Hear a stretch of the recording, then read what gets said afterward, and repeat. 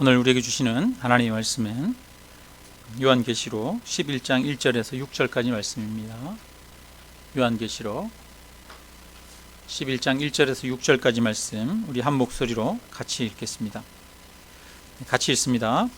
또 내게 지팡이 같은 갈대를 주며 말하기를 일어나서 하나님의 성전과 제단과 그 안에서 경배하는 자들을 측량하되 성전 바깥 마당은 측량하지 말고 그냥 두라.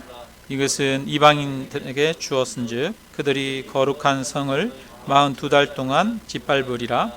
내가 나의 두 증인에게 권세를 주리니 그들이 굵은 베옷을 입고 1260일을 예언하리라.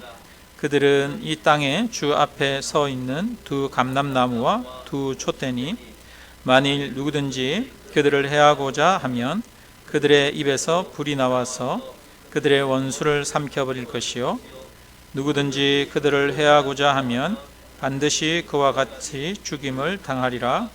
그들이 권능을 가지고 하늘을 닫아 그 예언을 하는 날 동안 비가 오지 못하게 하고 또 권능을 가지고 물을 피로 변하게 하고 아무 때든지 원하는 대로 여러 가지 재앙으로 땅을 치리로다. 아멘. 네, 한 주간 잘 지내셨습니까? 네, 지금도 밖에 눈이 오나요? 네, 오늘 오랜만에 눈이 많이 오네요, 그죠? 네, 아침에 오시느라고 또 미끄럽지 않으셨는지 모르겠습니다. 세상에 이렇게 눈이 덮이니까 여기서 교회에서 보는 경치가 또 볼만하잖아요. 하얗게 이렇게 덮여가지고 온 세상이 하얗게 덮인 거를 이렇게 여기서 볼 수 있는데 그처럼 또 오늘 우리의 마음에도 하나님의 은혜로 또 이렇게 촉촉히 적셔지고 덮이기를 주님의 이름으로 축원합니다. 지난주에 우리 요한계시록 7장 말씀을 보았어요. 근데 이제 오늘은 11장 말씀입니다. 요한계시록은 이 여러 가지 심판의 이야기가 나오는데 7인, 그 다음에 7나팔, 그 다음에 7대접 이런 순서로 나옵니다. 그런데 이 7인 심판 내용이 나올 때 6번째에서 7번째 넘어갈 때 중간에 막간에 여러 가지 또 이야기가 등장합니다. 아무래도 7번째가 이제 최종이잖아요. 마지막이니까 7번째가 클라이막스라고 할 수도 있겠죠. 그런 클라이막스가 딱 오기 전에 마지막에 7번째 인이 딱 떼기 전에 막간에 이렇게 뭔가를 설명을 하고 이렇게 하는 내용들이 반복적으로 기록이 되어 있습니다. 그래서 7장이 6인과 7째 인 사이에 있는 내용이 7장. 그 다음에 오늘 우리가 읽은 이제 사실은 10장, 11장을 보게 되는데 이 10장, 11장은 인 다음에 있는 나팔 심판, 6째 나팔과 7째 나팔 사이에 있는 내용이 바로 10장, 11장의 내용입니다. 그래서 이 7장을 이해하고 또 10장, 11장을 이해하는 것이 참 중요합니다. 우리 11장 1절, 2절을 다시 한번 읽어보겠습니다. 또 내게 지팡이 같은 갈대를 주며 말하기를 일어나서 하나님의 성전과 제단과 그 안에서 경배하는 자들을 측량하되 성전 바깥 마당은 측량하지 말고 그냥 두라. 이것은 이방인에게 주었은즉 그들이 거룩한 성을 42달 동안 짓밟으리라. 여기 보니까 갈대를 주면서 그 갈대 지팡이로 성전을 측량하라고 이야기합니다. 왜 갈대 지팡이를 줄까? 이때는 갈대가 자였어요. 옛날에 우리나라에 저 어릴 때도 대나무로 만든 자가 있었어요. 옛날에는 줄자라든가 뭐 이런 긴 자가 없었잖아요. 요즘은 레이저 자도 있어요. 이렇게 해서 저기까지 거리를 잴 때 띡 누르면 거리가 딱 나와요. 디지털로. 그런 자도 있는데 옛날에는 대나무 긴 거 가지고 그걸 잣대로 사용을 했지 않습니까? 그것처럼 이 지역에는 대나무가 아니라 갈대가 있습니다. 우리나라는 갈대가 이렇게 작은데 여기는 갈대가 사람 2길, 3길 정도 되는 그런 갈대들이 있나 봐요. 그래서 그런 갈대들을 가지고 자로 이렇게 사용했습니다. 그래서 갈대 지팡이를 준다는 것은 이렇게 측량할 수 있는 잣대를 주면서 그걸로 측량하라고 그러는데, 제단과 성전 안과 거기에 있는 백성들을 측량하라 라고 이야기를 합니다. 우리가 그 땅을 이렇게 측량하잖아요. 측량할 때 보통 땅은 왜 측량합니까? 구분할 때, 여기는 내 땅, 여기는 네 땅, 이런 거 구분할 때 땅을 측량하죠. 그리고 어떤 건축 행위를 할 때 여기에 어떤 건물을 올리기 위해서 측량하고 그렇게 합니다. 그러니까 하나님이 성전을 측량하라, 제단과 백성들을 측량하라 라고 하는 것은 경계를 정하기 위한 것이죠. 여기는 내 것이다, 소유를 정하기 위한 것이기도 하고, 하나님이 보호하시고 인도하실 자들을 선택하고 고르시는 것이기도 합니다. 우리가 7장 지난주에 환란에서 나오는 자들이라고 하는 제목으로 말씀 전했는데, 그때 여러분 환란에서 나오는 자들이 어떤 자들이었어요? 하나님의 인을 맞은 자들. 하나님의 천사가 손에 하나님의 그 인을 들고 와서 성도들의 이마에다가 도장을 찍잖아요. 인을 찍잖아요. 그 인을, 하나님의 인을 받은 자들이 바로 환란에서 나오는 자들, 천국에서 흰옷 입을 자들이 되는 것이죠. 하나님이 보호하시고 또 그들을 인도하신다는 것을 이야기를 합니다. 그것처럼 오늘 이 10장에서도 11장에서도 그것을 반복적으로 이야기하는 거예요. 하나님이 그들의 소유, 하나님의 소유로 정하시고 하나님이 보호하시고 인도하신다는 것을 이 측량이라고 하는 것을 통해서 말씀하시는 겁니다. 요한계시록이 쓰여질 당시는 AD 90년이에요. 90년에서 95년 사이에.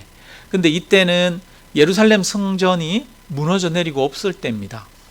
예루살렘 성전은 AD 70년에 로마에 의해서 완전히 다 무너지고 지금 이스라엘에 남아있는 그 통곡의 벽 하나만 이렇게 세워져 있었습니다.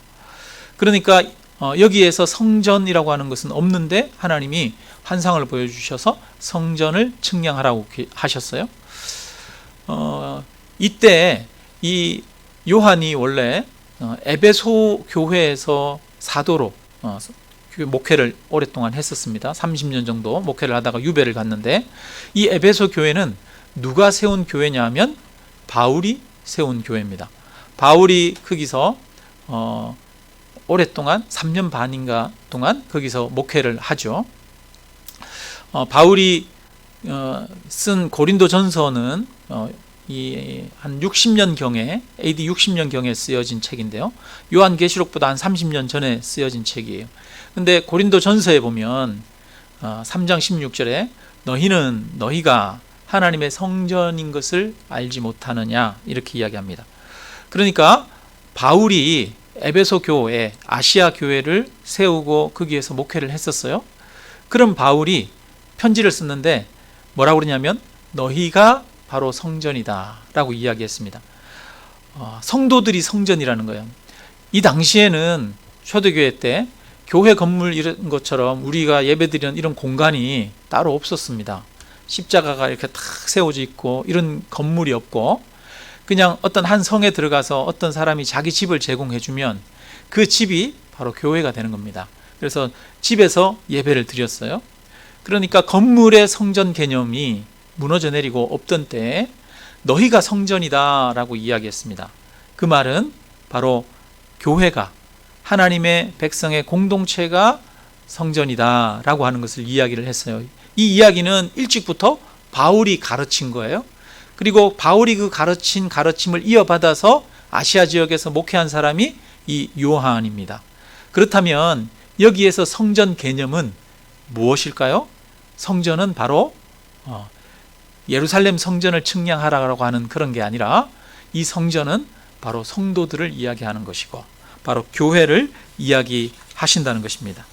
하나님은 지금도 이 성도들을 측량하신다는 거예요. 교회들을 측량하신다는 겁니다. 측량하셔서 하나님의 소유로 정하십니다. 하나님의 보호와 인도 안에 두십니다. 도미티안 황제로부터 박해받고 있는 성도들을 보호하고 계신다. 이것을 연속해서 보여주고 있는 겁니다. 7장에서도 인을 통해서 보여주고, 그 다음에 11장에서는 성전 이 측량을 통해서 하나님이 너희를 보호하신다, 이것을 보여주는 거예요. 이때는 어떤 시대라고요? 박해받는 시대. 예수 믿는다는 이유로 잡혀가고 전 재산 빼앗기고 살던 곳에서 쫓겨나고 감옥에 갇히고 또는 죽임당하던 그런 시대에 이 요한이 반복해서 이야기를 하고 있는 거예요. 인 이야기를 통해서, 측량을 통해서 이야기를 하고 있는 것입니다. 너희는 하나님의 소유다. 하나님이 너희를 보호하신다. 하나님이 너희를 인도하신다. 이거를 계속 이야기를 하는 거예요. 마찬가지로 지금도 하나님은 교회를 측량하시고 하나님께서 당신의 소유로 삼으시는 줄로 믿습니다. 그리고 우리를 인도하시고 보호하시는 줄로 믿습니다. 하나님이 이 성도를 보호하신다는 것은 환난이 없고 어려움이 없다는 걸 말하는 게 아닙니다. 7장에 보니까 이 인 맞은 자들이 나중에 천국에서 다 흰옷 입은 자들이 돼요. 그 흰옷 입은 자들을 뭐라고 그러냐면 환난에서 나온 자들이라고 말합니다. 환난을 이기고 환난을 극복한 자들이라고 이야기를 하는 것이죠. 마찬가지로 교회는 환난이 없는 곳이 아니라 어려움이 없는 곳이 아닙니다. 하나님의 보호하시고 인도하시는 것은 어려움이 없는 것이 아니라 어려움 가운데에서 그들을 건져내시고 그들을 이끄셔서 그들의 영혼을 지키시고 하나님께로 인도하시는 것입니다. 그래서 저와 여러분은 환난을 이겨내는 자들이 될 줄로 믿습니다. 그런데 이 성전을 측량하되 보니까 성소와 안뜰까지만 측량하고 바깥뜰은 측량하지 말라고 합니다. 이것은 이방인에게 주었은즉 그들이 거룩한 성을 42달 동안 짓밟으리라, 이렇게 말해요. 하나님이 보호하시는 곳이 있고 하나님이 보호하지 않고 이방인들에 의해서 짓밟히도록 하는 곳이 있습니다. 근데 이 이방인의 뜰이라고 하는데 여기도 원래는 넓은 성전의 개념 안에 들어가는 곳입니다. 들어가는 곳이지만 이곳은 짓밟히도록 하시고 다른데 그 성전 이제 안쪽 안뜰은 하나님께서 보호하십니다. 이것은 한편으로 비록 이 성도라고 하는 이름은 가졌지만 하나님의 보호 아래 들지 못하는 사람들이 있다는 것을 이야기를 합니다. 비록 교인이라고 하지만 구원 얻지 못하는 사람들이 있다는 것입니다. 이 요한계시록에도 보면 교회들 7교회를 향해서 어떤 교회는 하나님이 토하여 내치리라 이렇게도 이야기하고 또 어떤 교회에서는 생명의 면류관을 주리라 이렇게도 이야기를 합니다. 여러분, 교회 다닌다고 해서 우리가 다 구원 얻는 것은 아니잖아요. 이 안에도, 우리 안에도 어쩌면 하나님의 그 청량줄 안에 있는 자가 있고 그 청량줄 밖에 있는 자가 있을 수 있다는 겁니다. 예수님이 천국은 마치 곡식을 씨를 뿌린 밭과 같다고 이야기하죠. 그래서 씨를 뿌려서 곡식이 막 났어요. 그런데 그 곡식 가운데 또 뭐가 같이 나요? 가라지가 같이 납니다. 그래서 나중에 마지막 때에 곡식은 모아서 곡간에 들이고 가라지는 모아서 불에 태운다고 말씀하십니다. 밭에서 자라지만 그 안에는 섞여 있습니다. 가라지가 섞여 있고 곡식이 같이 있습니다. 그것처럼 오늘날 교회도 마찬가지입니다. 하나님의 청량줄 안에 있는 사람이 있습니다. 그 바깥에 있는 사람이 있다는 것을 우리는 깨달아야 합니다. 3절부터 보면 이 하나님이 그 하나님의 청량줄 안에 있는 자들이 어떤 자들인지, 그런 자들은 그 안에 있는 자들이 어떤 모습으로 살아가는지 그것을 보여주고 있습니다. 3절 우리가 한번 같이 읽어보겠습니다. 내가 나의 두 증인에게 권세를 주리니 그들이 굵은 베옷을 입고 1260일을 예언하리라. 아멘. 여기 보니까 여러분 1260일이래요. 1260일은 3년 반입니다. 그걸 다른 말로 하면 여기 2절에 나오는 42달 동안 짓밟으리라 얘기했는데 그 42달입니다. 3년 6개월을 1260일이고 42달입니다. 그리고 성경에 보면 한때와 두때와 반때라고 하는 표현도 등장하죠. 그건 3.5예요. 그 3년 반을 이야기를 하는 겁니다. 한편으로는 학자들은 이 3년 반이라고 하는 기간이 영적으로는 예수님이 부활하신 이후부터 예수님이 오시기까지의 기간을 이야기하기도 합니다. 근데 그 3년 반의 기간 동안 보니까 42달 동안 2절에서는 이방인들이 성전 바깥 뜰을 짓밟아요. 박해가 있다는 얘기예요. 박해가. 근데 한편으로 그 기간 동안 또 두 증인이 이 기간 동안 예언을 합니다. 한쪽에서는 박해를 받고 있는데 한쪽에서는 여전히 예언을 하고 있다는 겁니다. 오늘 우리가 11장을 보고 있는데 11장은 10장이랑 연결되는 내용입니다. 10장에는 어떤 내용이 나오느냐 하면 요한이 천사에게서 두루마리에 쓰여진 글, 두루마리를 받아서 먹는 장면이 나옵니다. 그것을 먹었더니 입에는 너무 단데 속에는 써요.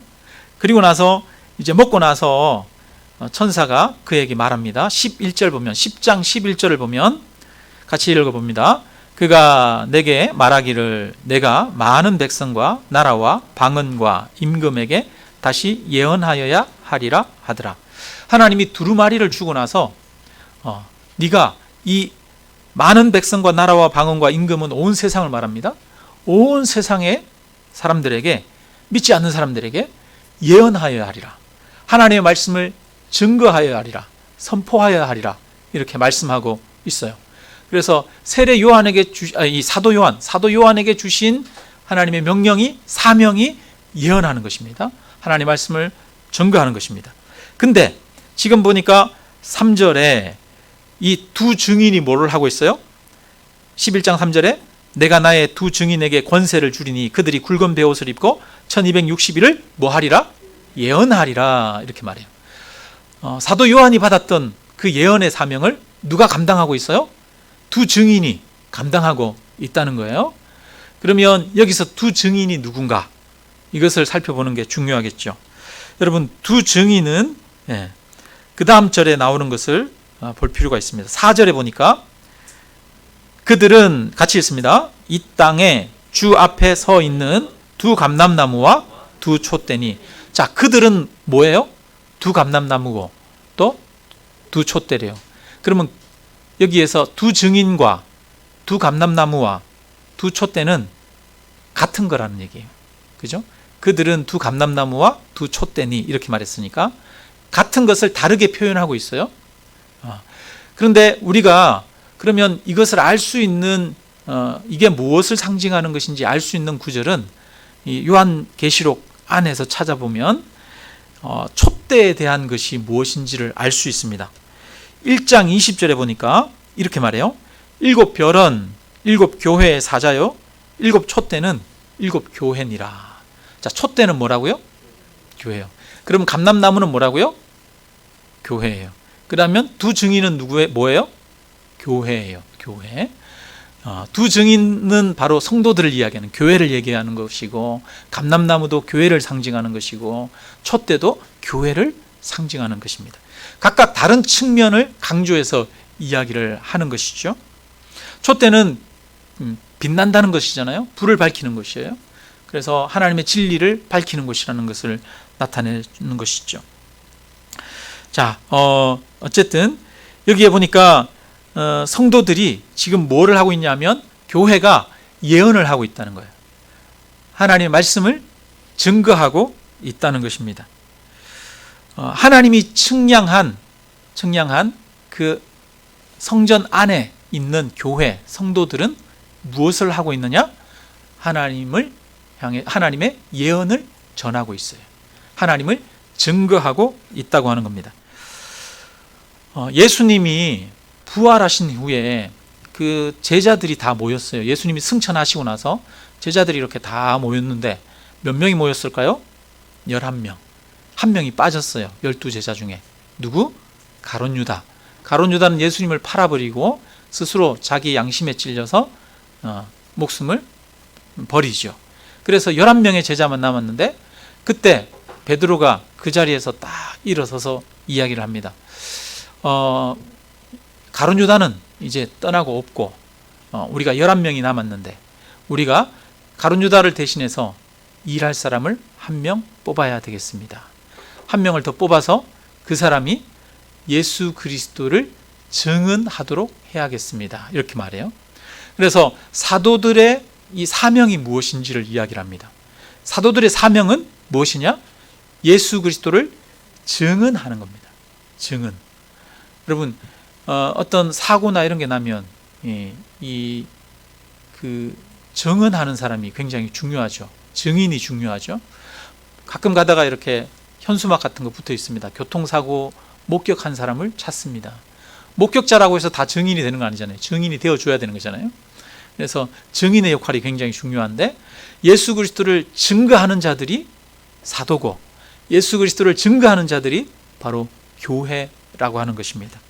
교회의 사명은 바로 예수님을 증언하는 것입니다. 교회는 예수님을 증언하는 공동체여야 합니다.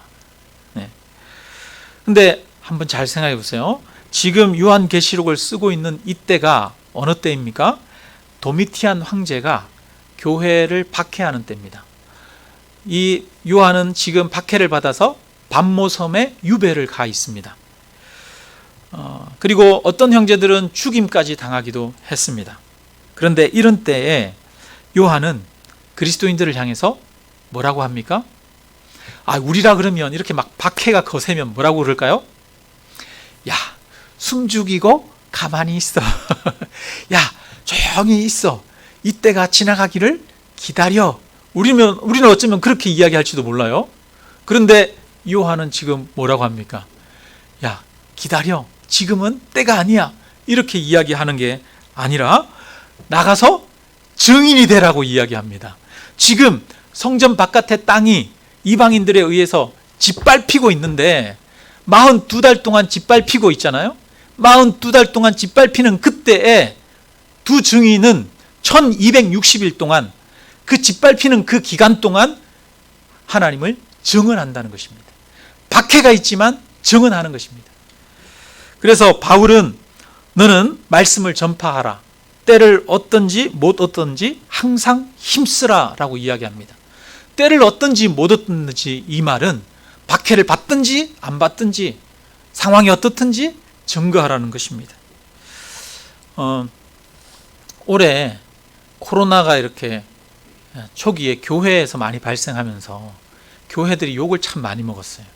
그 여파가 지금까지 있어가지고 지금 1000명 가까운 숫자가 이렇게 감염자가 하루에 나오는데도 교회에서 몇 명 발생하면 교회 그러면서 기사가 나오고 댓글이 올라오고 막 이러는 것을 볼 수가 있어요. 그래서 참 교회가 한편으로는 욕을 많이 먹고 있어요. 코로나 이전부터도 뭐 그랬죠. 세상으로부터 교회가 핍박을 많이 받기도 하고 욕도 많이 먹었습니다. 우리의 잘못도 있죠. 근데 그러다 보니까 성도님들이 그런 말씀을 하셔요.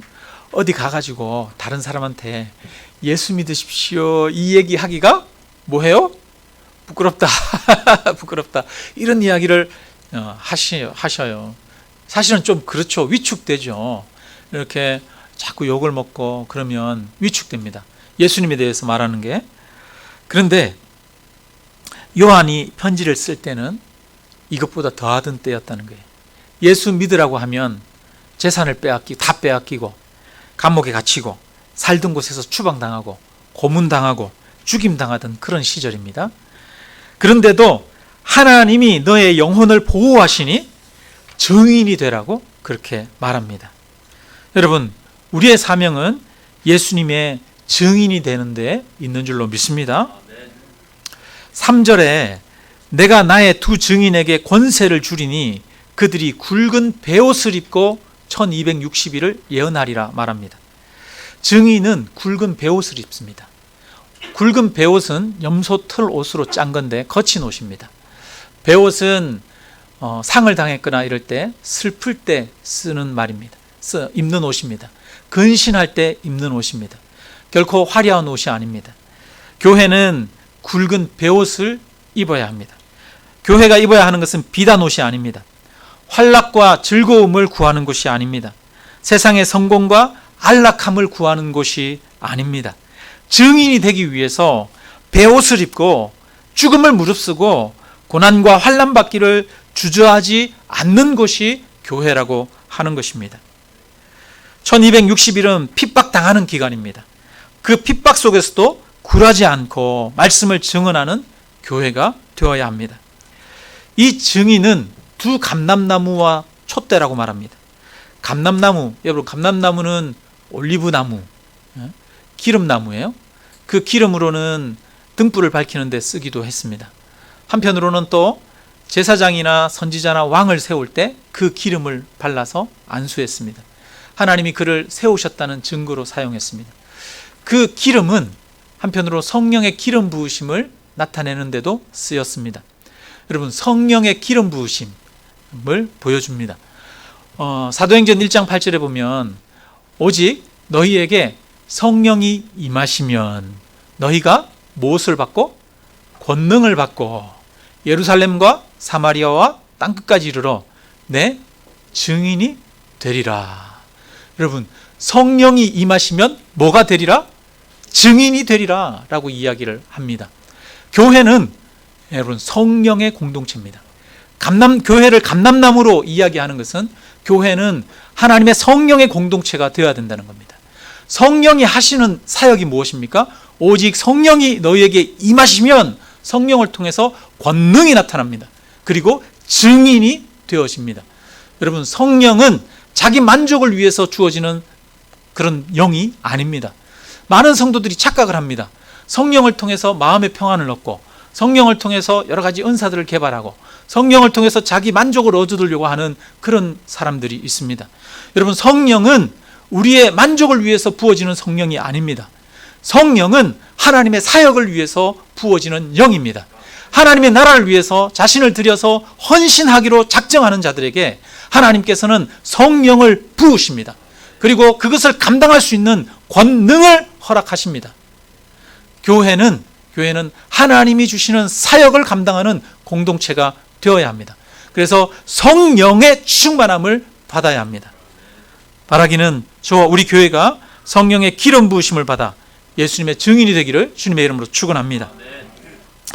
5절에 보니까 이렇게 말해요. 만일 누구든지 그들을 해하고자 하면 그들의 입에서 불이 나와서 그들의 원수를 삼켜버릴 것이요 누구든지 그들을 해하고자 하면 반드시 그와 같이 죽임을 당하리라.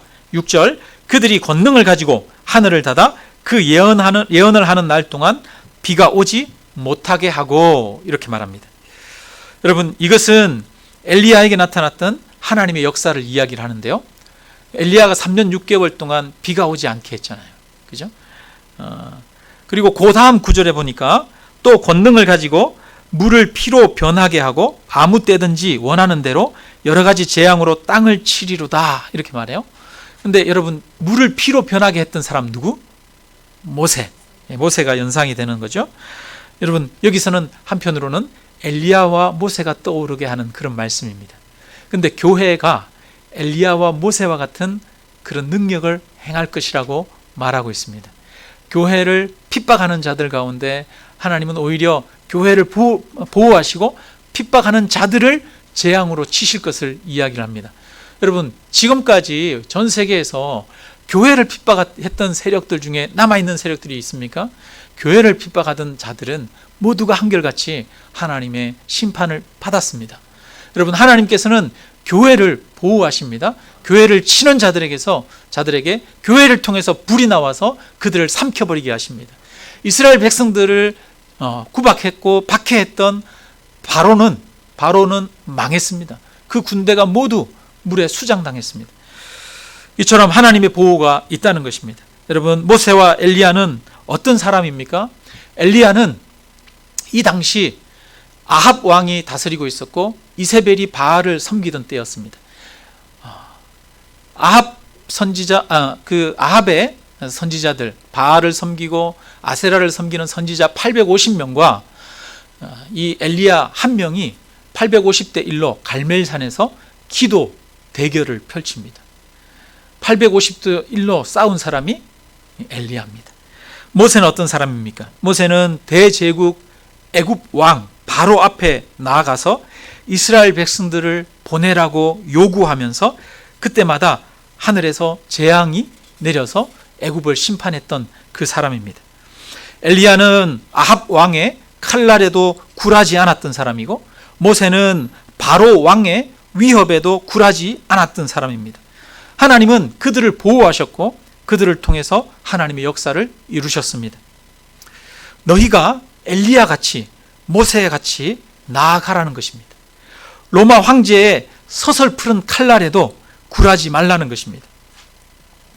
여러분, 성도들 중에 요한계시록을 이렇게 많이 탐독하시는 분들 중에 보면 유독 요한계시록에 나오는 심판에 대한 말씀들, 무시한 징계에 대한 말씀들, 이런 말씀들에 꽂혀 있는 분들이 계셔요. 그래서 환난을 피하기 위해서 막 이렇게 두려워하는 그런 마음들을 가지고 있는 분들이 있습니다. 요한계시록을 보는데 요한계시록을 보면 볼수록 비관적이 되고 세상이 더 어두워질 것이라고 좌절하고 절망하고, 그리고 세상과 교회에 대해서도 오히려 부정적이 되고 세상에서 도피적이 되는 사람들이 있어요. 여러분, 저는 이것이 요한계시록을 잘못 읽은 결과라고 생각합니다. 요한계시록은 절대로 우리를 세상에서 도피적으로 그렇게 만들지 않습니다. 우리를, 그리스도인들을 비관에 빠지도록 만들지 않습니다. 오히려 성도들을 더 담대하게 하고 더 용기 있게 하고 앞으로 나아가도록 합니다. 세상을 향해서 더욱더 적극적으로 도전하게 합니다. 도미티안 황제가 그렇게 강력한 세력을 가지고 있고 교회는 한 줌 모래 같은 세력밖에 되지 않음에도 불구하고 이 요한은 도미티안 황제 앞에서도 핍박에도 굴하지 말고 담대하게 증인이 될 것을 요구합니다. 여러분, 바로 예수 그리스도는 우리로 하여금 증인이 되도록 요구하십니다. 담대할 것을 요구하십니다. 그래서 여러분, 세상에 어떤 환난이 있더라도 교회는 담대해야 됩니다. 어떤 핍박이 있더라도 우리는 담대해야 할 줄로 믿습니다. 7절에 보니까 무적행으로부터 7절 올라오는 짐승이 있어요. 그래서 그 증인들과 더불어 전쟁을 일으키고 죽일 것이라고 말합니다. 그래서 사단이 교회를 핍박합니다. 그래서 결국 이 증인이 죽임당합니다. 죽습니다. 그 다음에 8절에 보니까 이 죽은 시체를 길거리에 던져가지고 장사 지내지 못하도록 합니다. 교회가 사단으로부터 모욕을 당합니다. 세상에서 모욕을 당합니다. 그런데 11절에 보니까 3일 반 후에, 3일 반은 작은 기간이죠. 짧은 기간입니다. 하나님께로부터 생기가 그들 속에 들어가매 그들이 발로 일어서니 구경하는 자들이 크게 두려워하더라, 이렇게 말합니다. 죽었던 자들이 다시 살아납니다. 여러분, 예수님이 십자가에 죽으셨다가 3일 만에 다시 부활하셨습니다. 뿐만 아니라 교회가 예수님의 증인이 되어서 핍박을 받는다면 하나님은 그 핍박받는 교회를 3일 반 후에는 다시 회복되게 하시는 것입니다. 여러분, 주님을 따르는 자들 또한 다시 부활하는 부활의 영광을 누리게 됩니다. 다시 살아나게 됩니다. 우리나라의 일제강점기에 1940년경 그때쯤이죠. 신사참배에 대한 압박이 참 거셌습니다. 그래서 일본 왕을 향해서 절하게 하고 신으로 섬기게 했죠. 그때 많은 교회들이 그것을 거부하고 목회자들이 감옥에 갇히고 순교당하기도 했었습니다. 그런데 그런 핍박은 오래가지 않았어요. 1945년에 일본이 패망하고 다시 우리나라가 광복을 되찾았습니다. 그리고 나서 교회는 그 핍박을 딛고 그 핍박을 이겼을 때 교회가 폭발적으로 부흥케 되었습니다.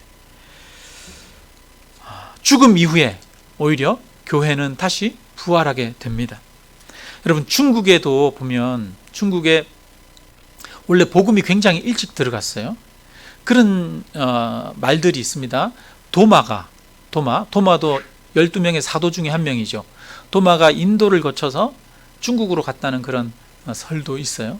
그처럼 중국의 그 경교라고 하는 종교인가요? 그것도 기독교의 영향을 받았던 그런 종교가 있죠. 그처럼 중국에 일찍 사실은 복음이 전해진 것으로 보입니다. 그런데 중국에서는 교회가, 그리스도인들이 그렇게 제대로 세워지지 않았어요. 그러다가 공산당이 들어오면서, 문화혁명이 일어나고 그러면서 대대적으로 성도들을 박해하고 핍박했습니다. 교회들을 다 문 닫게 하고 죽이기도 하고 교회들이 엄청난 박해와 핍박을 받았습니다. 그런데 여러분, 그런 박해와 핍박이 있고 나서 교회가 기하급수적으로 폭발적으로 증가하고 부흥하기 시작했습니다. 지금 중국에 기독교인들이 수천만 명이 된다 그러죠. 중국의 교회들이 지하에 어마어마하게 많다고 합니다. 그것처럼 하나님은 박해받는 그리스도인들, 그 교회들이 죽은 것 같지만 죽는 것이 아니라 다시 부흥케 하시고 다시 살아나게 하십니다. 그래서 교회와 성도들은 믿음이 공격당하고 핍박당한다고 해도 두려워하지 않아도 됩니다. 왜냐? 다시 부흥케 하시고 다시 살릴 것이기 때문입니다. 우리 교회들이 굵은 베옷을 입고 핍박과 박해를 두려워하지 않고 예수 그리스도의 증인 되기를 힘쓴다면 하나님께서 지키시고 보호하실 것입니다. 그런 성도들을 통해서 많은 역사들이 나타나게 될 것입니다. 공산주의가 이 기승을 부리던 그런 시절이 있었죠. 그래서 유럽의 나라들 막 공산화되는 그런 나라들이 막 많아지던 그런 때가 있었는데, 그때 이제 빌리 그레함 목사님이 한 통의 편지를 공개했다고 합니다. 이 편지는 이 공산주의 사상에 빠진 한 청년이 그 운동에 헌신하기 위해서 자기 애인에게 우리 그만 만나고 헤어지자라고 쓰는 편지였습니다.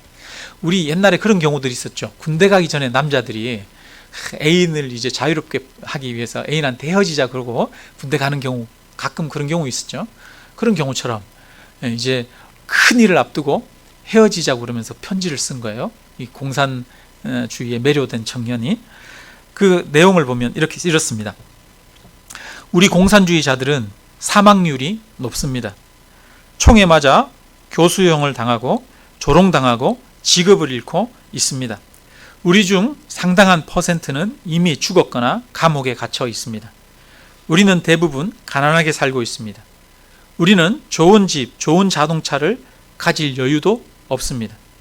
그러면서도 우리는 우리의 모든 시간, 모든 재산, 모든 재능을 아낌없이 당을 위해 바칩니다. 사람들은 우리를 가리켜 광신자라고 부릅니다. 그렇습니다. 우리는 광신자입니다.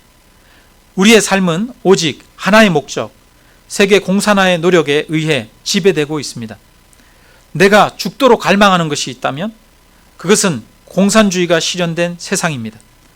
그것은 이제 내 삶이요, 내 사업이요, 내 종교요, 내 취미요, 내 연인이요, 내 아내요, 내 애인이요, 내 빵이요, 내 고기입니다. 나는 낮에 그 일을 하고 밤에는 그것을 꿈꿉니다. 나에게 이제 이 비전을 떠나서는 나의 어떤 다른 인생도, 우정도, 사랑도, 대화도 존재할 수 없습니다. 나는 이 이상을 위해 감옥에 갇힐 준비가 되어 있고 필요하다면 사형대에 갈 준비가 되어 있습니다. 여러분, 이 편지를 공개하면서 빌리 그레함 목사님은 공산주의자가 공산주의에 이렇게 빠져서 이렇게 미쳐 있는데 우리 그리스도인이 예수님에 미쳐야 되지 않겠습니까? 라고 이야기했다고 합니다. 여러분, 공산주의는 실패한 이론입니다. 이미 세상에서 증명되었습니다. 동유럽에 있던 공산주의 국가들이 다 몰락하고 망했습니다. 러시아도 공산주의가 망했습니다. 중국도 여러분 공산주의가 아닙니다. 공산당이라고 하는 당이 일당 독재를 하지만 중국은 이미 자본주의가 들어가서 변했지요. 이 세상의 공산주의는 이미 실패한 이론이라고 하는 것이 증명되었습니다. 그런데도 그 실패한 이론을 위해서, 실패한 것을 위해서 이처럼 자신을 던지고 또 헌신하는 사람들이 있었습니다. 그런데 여러분, 기독교는 어떻습니까? 여러분, 예수 그리스도는 참된 진리라는 것이 증명되었습니다. 전 세계의 수많은 수십억의 인구가 주님을 믿고 있습니다. 많은 사람들이 새로운 삶을 주님을 통해서 경험하게 됩니다. 예수님을 믿는 곳에는 곳곳에 변화가 일어납니다. 한 사람이 변하고 사형수였던 사람이 자신의 죄를 회개하고 주님께로 돌아오는 역사들이 일어나고 있습니다. 불화로 찢어질 위기에 처했던 가정들이 새롭게 회복되고 화목을 되찾게 되어지고 있습니다. 예수 그리스도가 있는 곳은 그 사회가 변하고 공동체가 변합니다. 여러분, 예수님은 생명이요 진리입니다. 우리는 그 생명이요 진리인 예수님을 믿는 자들입니다. 그렇다면 이 일에 우리가 마땅히 증인되어야 하지 않겠습니까? 사람을 살리는 이 예수 그리스도를 증거해야 되지 않겠습니까? 하나님은 박해 가운데 있는 초대교회 성도들에게 박해를 피하여 숨어 있으라고 얘기하는 것이 아니라 오히려 증인되기를 주저하지 말라고 요구하고 있습니다. 우리들도 허리에 배를 동이고 세상의 편안함을 추구하는 것이 아니라 주님을 증거하는 증인되기를 새롭게 결단하기를 바랍니다. 1절에 청량한 성전 안에 있는 자들은 증인되기를 주저하지 않은 자들일 것입니다. 반대로 이방인의 뜰에 있어서 짓밟힌 자들은 주님의 증인된 삶을 살지 않고 자기 만족을 위해 살았던 자들일 것입니다. 우리 모두 주님의 증인이 되어 성령의 능력으로 일하고 하나님의 인도와 보호 안에서 살아가는, 하나님이 측량하신 그 성전 안에 거하는 하나님의 백성들이 되기를 주님의 이름으로 축원합니다. 우리 함께 찬양하고 함께 기도드리겠습니다.